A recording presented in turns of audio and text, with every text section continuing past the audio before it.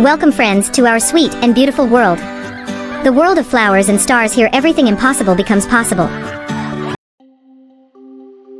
Once upon a time, in a cozy house at the edge of a bustling town, there lived a young boy named Max. Max was a bright, energetic boy who loved playing with his toys, reading books, and spending time with his family. But sometimes Max could be a little impatient and loud at home. Max didn't always listen to his parents or follow the house rules, and that made things difficult for everyone. Max's mom, Emma, and his dad, James, always tried their best to keep the house peaceful and organized. They wanted their home to be a place where everyone felt safe, happy, and respected. Max had a habit of raising his voice when he was upset, and sometimes he didn't think before speaking.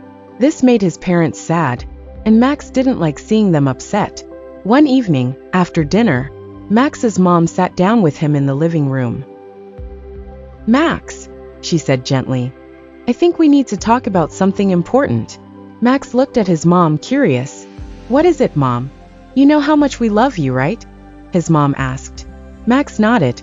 "We also want to make sure that everyone in our house feels loved and respected." Max scratched his head. "But Mom, I don't always feel like listening when I'm playing, or sometimes I get frustrated when things don't go my way." "I understand," said his mom, "but being kind at home isn't just about following rules." Max felt a little embarrassed. He hadn't realized how his actions were affecting his family. "I didn't mean to make you both sad," he said quietly.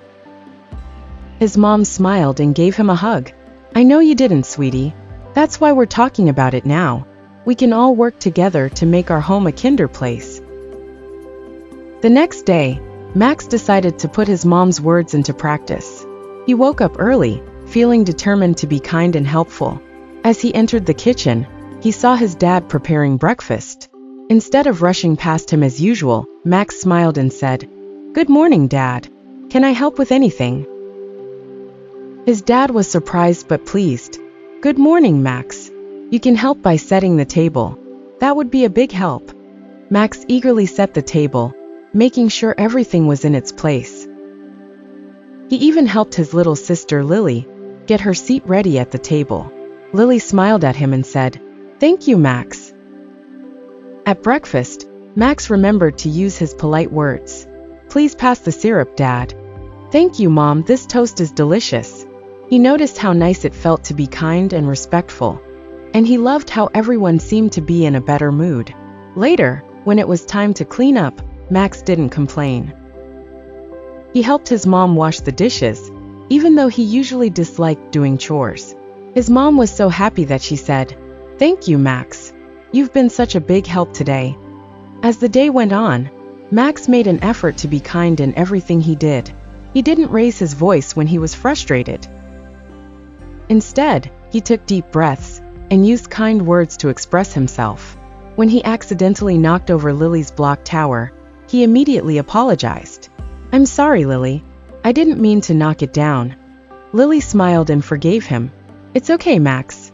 I'll build it again." Max was starting to understand what his mom had said. Being kind wasn't just about being polite. It was about showing respect, patience, and love for everyone in the family. That afternoon, Max and his mom went to the park. As they walked along the path, Max noticed something surprising. He saw a little boy playing with his toys, but the boy was having a hard time sharing with others. Max watched as the boy became upset and shouted at his friends. "Mom," Max asked, "why is that boy shouting at his friends?"